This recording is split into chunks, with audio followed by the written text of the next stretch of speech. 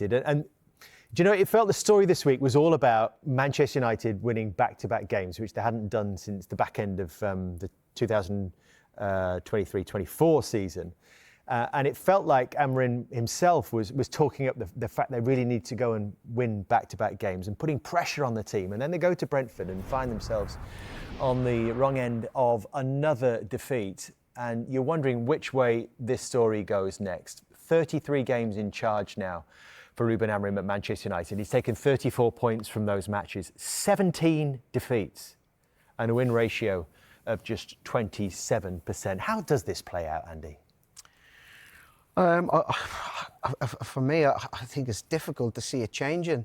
They don't seem to have any kind of flexibility. I think he's made it really clear that they're not going to change formation. Well, he keeps saying he needs time.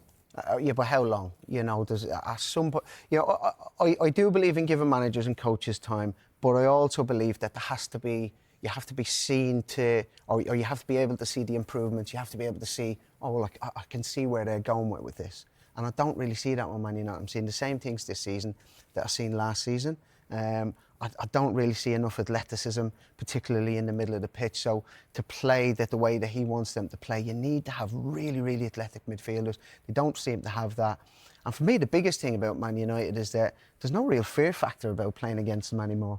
You know, Brentford, we played against Man United teams where, you know, you go to Old Trafford or even they're coming to you and you think, this is going to be a hell of a game today.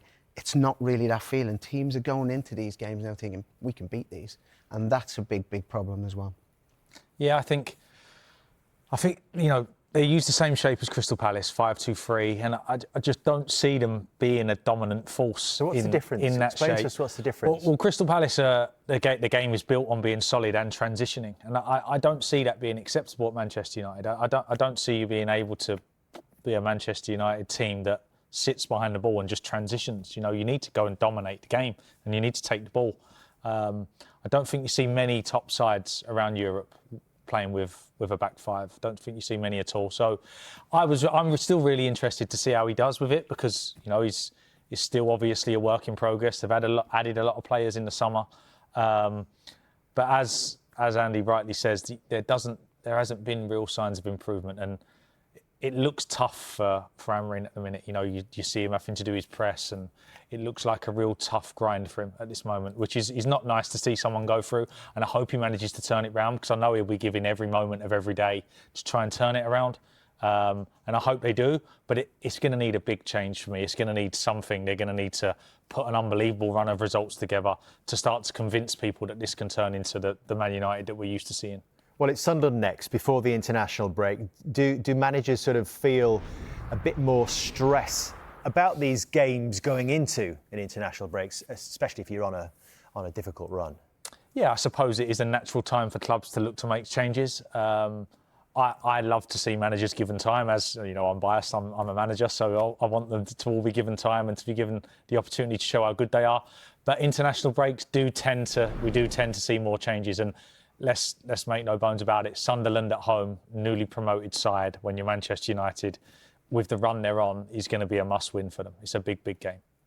Sunderland might be thinking the same thing, though, might they?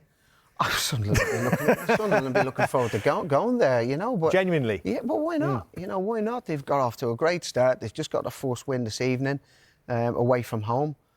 They'll be relishing the chance to go there. And all the pressure is on Man United. Sunderland sat in a really nice position, really healthy position.